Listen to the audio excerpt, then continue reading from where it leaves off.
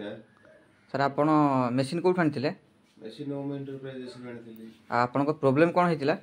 एटा माने ए जो मोटरटा थिला तार भितर गोटे पंप था से काम कर नथिला और हमर जो लिवरटा थिला ए लिवरटा तळ पुरा गला माने सिलिंडर जम्मा काम दिएनी आउ तापर एटा थिला हमर टिके ऑयल जोडा लीकेज होतिला सेटा बर्तमान शॉर्ट आउट करछन जोडा कि नुआ गोटे रिप्लेस करी पकेले आउ बर्तमान तो ठीक ठाक चली छी मोटर कौन प्रॉब्लम हेतिला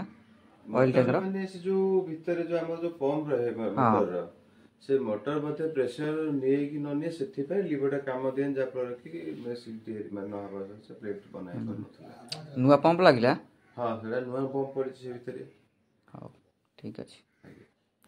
आउ कंपनी रो सर्विस पई खुशी अछन त हाँ जो मु कंप्लेन देली तापरे आसी दिन 2 दिन पर आसी सेटा प्रॉब्लम टाको सॉल्व कर केते दिन भीतर प्रॉब्लम सॉल्व होला एटा धरंतु गोटे 4-5 दिन लागिले तांको सेति भीतर से प्रॉब्लम आसी पिला पठे कि तांको सॉर्ट आउट करछन ठीक अछि।